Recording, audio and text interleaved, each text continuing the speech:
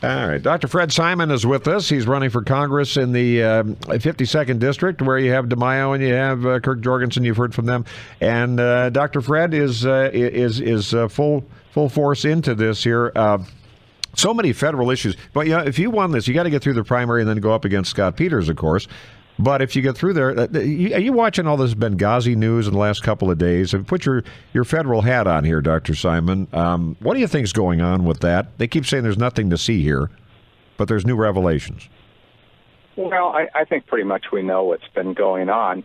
The other thing, you look at this, when the ambassador was there were no Marines there. There were some SEALs.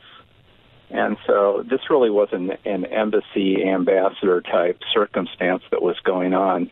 And I think as you see, as this all plays itself out, we're going to end up finding out that there was something that has to do with arms to some rebel group, which we continually seem to want to do. And we get our nose in all of these different conflicts, and we end up arming one group that ends up turning against America, and we destabilize all these different nations. And what we have is a mess over there.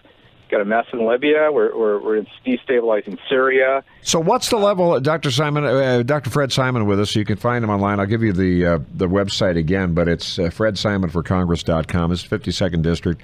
One of the candidates who's stepping up and saying, hey, vote for me.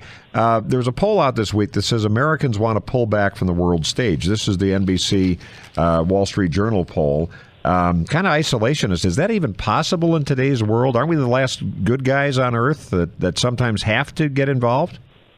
Well, you know what? We can't pull away from the international community.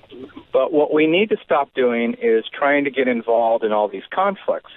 If you want to go to Afghanistan, you go into Syria, you're dealing with people who are in tribes. This is tribal government. There's no way that we're ever going to democratize these type of people, and they live in their own type of culture and society as they have historically. And when we start getting involved in these conflicts, then we are spending our revenue. We have our troops all involved in these things. Yeah, if we're trying to nation build, that's one thing. We've said this all along. I've said this on the show, that democracy, quote unquote, in Afghanistan doesn't look Jeffersonian. I mean, you got to remember it's a different level. Now, they had elections this week in Iraq. And you see women going out there shrouded, but they're brave enough to go out when the terrorists are threatening to kill them. They go and vote, and it may not be the result we want to see in that place, for example, but they go out there and put that purple ink on their finger and vote once. They actually verify that you are who you are. So there's some lessons we can learn on that, too, I suppose. I don't want to get too much in the weeds on that, but I think it's important with Benghazi and this debate. And this poll in the Wall Street Journal was pretty fascinating because you see people into this sort of it's the economy stupid mode, and like Carville said famously with Clinton, and we certainly have a lot of issues. The jobs numbers are out today, and you know that I'm sure Scott Peters, who you'd like to unseat in Congress there, Dr. Fred Simon, is eager to point out with the administration, hey, look, 288,000 jobs. Well, there's also 800,000 people who left the workforce. That's why the number went down from 6.7 to 6.3 unemployment. So economically, let's look domestically. What do you think needs to be done? Well, first thing you got to do, you have 7,000 kids who drop out of high school every school day. So we need trade and vocational schools. We need to get these kids employed. These kids, there's plenty of jobs at the trade and vocation level and in the service sector, and we need to respect the service sector.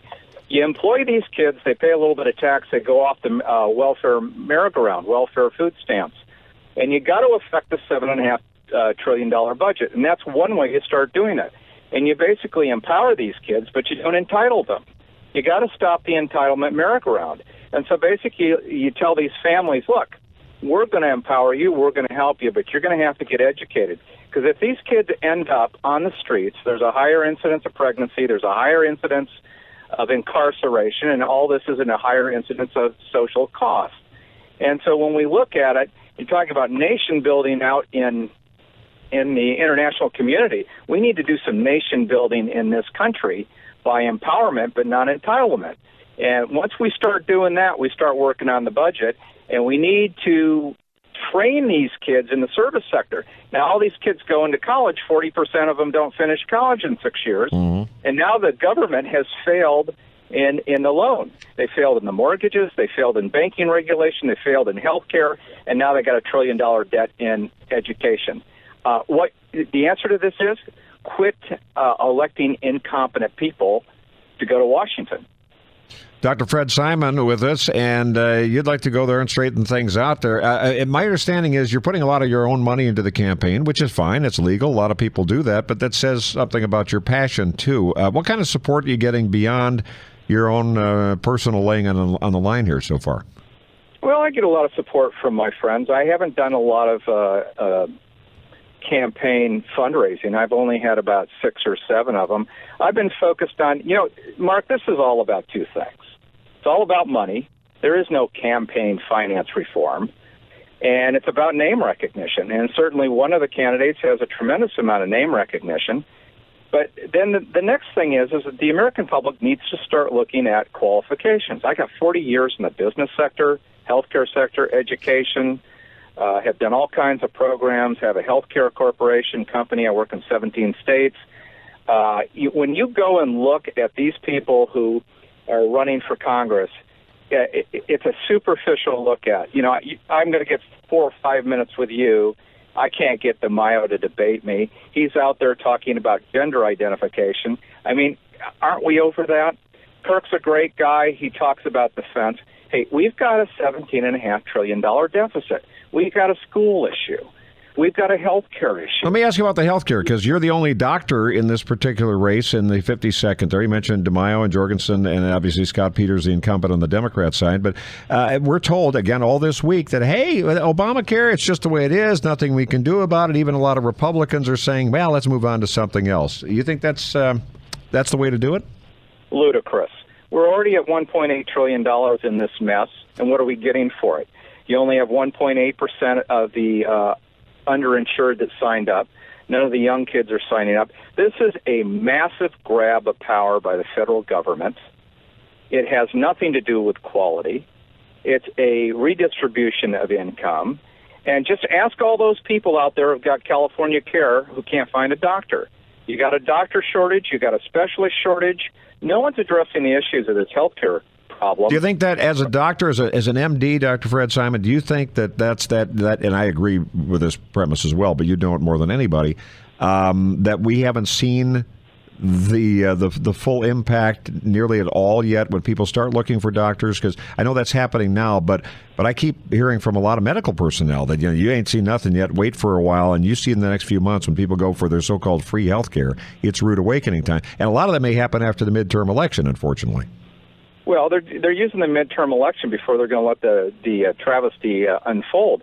Part of one of the hats I use, I take young doctors who are struggling, and we re-engineer their practices to try and keep them into practice. What you're going to see now more and more, these small single practices or the 3 or 4 doctors that practice together are going away. Institutions are buying up doctors. You're going to have more nurse practitioners and physician assistants giving the care. That's not increasing quality. That's not providing a better system. And then they're going to push all the way to maybe a single-payer system, which is all socialized. Take a good look at this information that you're seeing about the VA. Yeah. I could dissect this for you. It'd take me about 15 minutes. But the VA system is the most inefficient healthcare delivery system in this country. And it costs about $1,000 more than the private sector, and it costs about $5,000 more than a very efficient program that works in the Indian Public Health Service that I've worked with for 20 years. So the more government that gets involved, the more incompetency, the higher the cost, and less quality. This is going to be the biggest cost to America in the next 10 years. All right, going to keep an eye on that. Dr. Fred Simon is running for Congress. You can find his website, fredsimonforcongress.com. I appreciate you checking in, and we'll stay in touch. And I appreciate everybody who's running. I say this all the time. Even the libs with whom I vehemently disagree, but I mean, just to step into the public eye is not for the faint of heart, as you know, because it ain't easy. But I appreciate I'll tell you what. A lot of fun. Yeah. A lot of fun. Okay. Sounds good. All right, see you later. Nothing but fun doing this. It hasn't, you know what?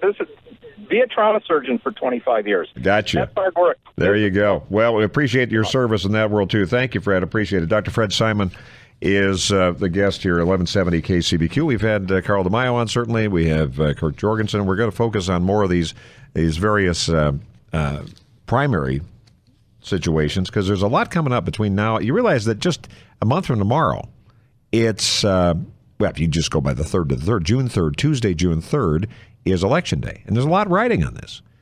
And there are a lot of people who just hope you wouldn't pay any attention. But we are focusing on it, and we'll continue to do that with increasing focus over the next few weeks. 1170 KCBQ, our number 888-344-1170, kcbq.com.